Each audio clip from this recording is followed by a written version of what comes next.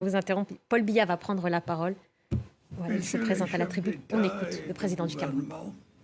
Mesdames et messieurs les chefs de délégation, mesdames et messieurs, je voudrais de prime abord remercier le président Emmanuel Macron pour l'invitation qu'il a bien voulu m'adresser afin que je prenne part au 80e anniversaire du débarquement de Provence.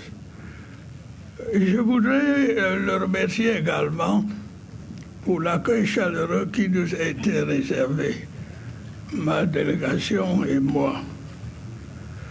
Je salue ensuite votre présence ici. Vous tous qui avez effectué ce déplacement, pour vous retrouver en ce lieu inauguré en 1964 par le général de Gaulle, alors président de la République, en présence de nombreux combattants de France et d'Afrique, à l'occasion du 20e anniversaire de ce même débarquement de Provence. La nécropole nationale de Boulouris est un endroit chargé d'histoire, un lieu du souvenir, un lieu de douleur, un lieu de recueillement qui nous parle et nous interpelle sur l'avenir du monde. De nombreux soldats ont ici à Saint-Raphaël, comme sur les autres terres de Provence, comme en Normandie et comme ailleurs en Europe, donné leur vie pour combattre l'occupation, pour sauver la liberté, en formant une formidable chaîne de solidarité. Aujourd'hui encore, nous sommes là pour nous souvenir de leur vaillance, pour convoquer le souvenir d'une guerre du passé pour la liberté et rendre à ces héros un hommage appuyé. Messieurs les chefs d'État et de gouvernement, mesdames et messieurs, les milliers d'hommes qui, sous la direction du général de Lattre de Tassigny, ont combattu avec bravoure étaient pour un grand nombre originaires de tout l'empire colonial français, qui venaient entre autres de l'Afrique subsaharienne. C'est dire que la contribution de l'Afrique a été significative pour rompre les chaînes de l'occupation allemande. Une occupation dure, une occupation liberticide dont les troupes avaient reçu ordre de tenir jusqu'à la dernière cartouche. Le ralliement des territoires de la France libre a en effet constitué un enjeu majeur pour l'apport à la victoire finale a été significatif. C'est entre autres dans le but de lever les troupes en Afrique, alors considérée comme base potentielle d'une reconquête de l'Europe, que le colonel Leclerc est missionné au Cameroun. Le ralliement du Cameroun, l'un des tout premiers, est aussitôt obtenu dès le 27 août 1940, ce qui a fait dire au général de Gaulle, et je cite, que le Cameroun vient de prendre une belle décision et de donner un exemple magnifique. Fin de citation. La rapidité de ces ralliements permet au général de Gaulle de démontrer à ses alliés la réalité d'une France combattante. Les troupes dont le colonel Leclerc prend ainsi le commandement comptent beaucoup d'hommes issus de l'Afrique équatoriale française et du Cameroun. C'est de la ville de Douala que partent les expéditions, qui plus tard ont constitué la colonne Leclerc. Les faits d'armes de cette colonne sont nombreux. Ils passent par la Tunisie dès 1942 puis par la Sicile en Italie et par la Corse ensuite, sans omettre le Tchad. Partout où les combats les ont menés, ces valeureux soldats venus d'Afrique occidentale ou de l'Afrique équatoriale, de Madagascar ou de l'océan Indien se sont magnifiquement illustrés. Ils ont, en revanche, payé un très lourd tribut pour la victoire. Des combattants exemplaires, souvent héritiers des traditions guerrières immémorables, admirables de courage, d'audace et de loyauté. Ils ont été les artisans de la victoire. Leur sang est à jamais mêlé à d'autres sangs pour que l'étendard de la France et de ses alliés soit définitivement couronné de gloire. En ce jour du souvenir, nous leur devons un immense respect.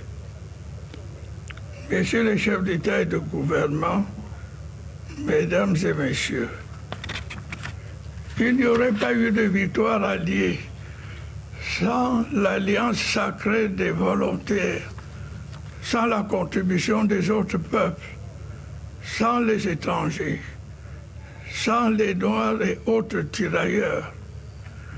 Cette lutte a été menée ensemble pour défendre les valeurs et les idéaux universels de paix et de justice. Elle exprimait une vision de l'homme et du monde qui nous est commune. Au nom de celle-ci, nous avons ensemble combattu côte à côte. Cette vision était respectueuse de nos différences, respectueuse de l'infinie diversité des hommes, des cultures, des religions, des civilisations.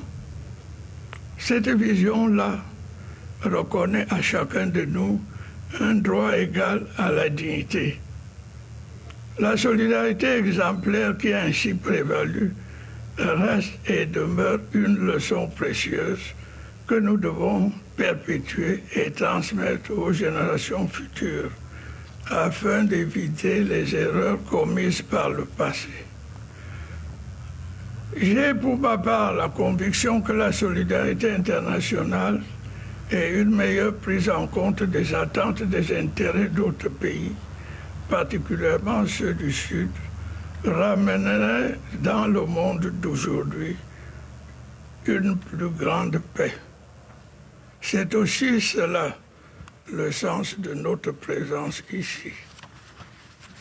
Excellences, Mesdames et Messieurs, nous nous retrouvons en Provence, vous le savez, pour convoquer le souvenir d'une guerre du passé et pour rendre hommage aux héros de notre histoire. Seulement, la guerre que l'on pensait à jamais éloignée frappe de nouveau aux portes de l'Europe. Elle est désormais plus proche de nous. Des hommes se battent à nouveau à quelques heures d'ici. C'est dire que les organisations internationales et le système mis en place au lendemain des deux guerres mondiales et davantage de la Deuxième Guerre mondiale restent et demeurent perfectibles.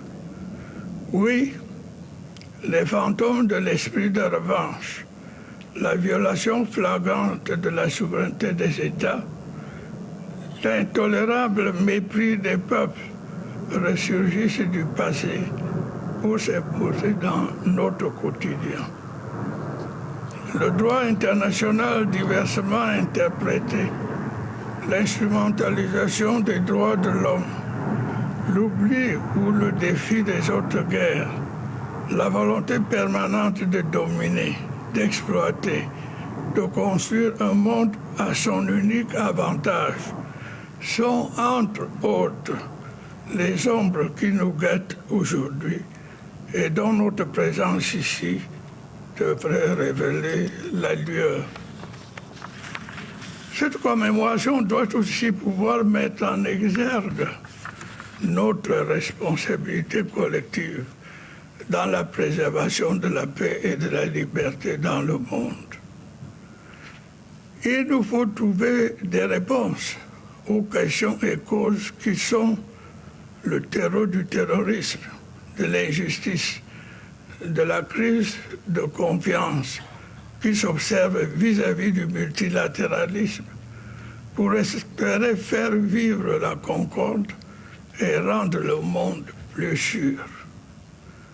Presque partout, la grande question reste et demeure de savoir si nous devons capituler devant le pessimisme de l'inévitabilité de la guerre ou si nous pouvons encore bâtir un avenir plein d'espoir où les guerres appartiendront définitivement à l'histoire. Malheureusement, la géopolitique et la géostratégie mondiale restent dominées par la course aux armements, la construction des blocs fait son retour.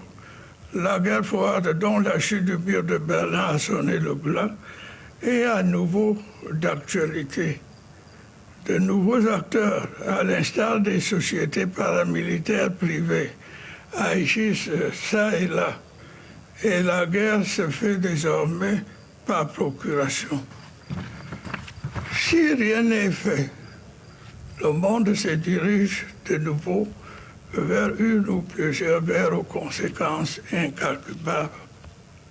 Face à cela, le Cameroun, pour ce qui le concerne, a de tout temps fait recours au dialogue, aux solutions concertées. Il a fait de la résolution pacifique des différends la clé de sa démarche pour faire échec à la guerre et résoudre des conflits.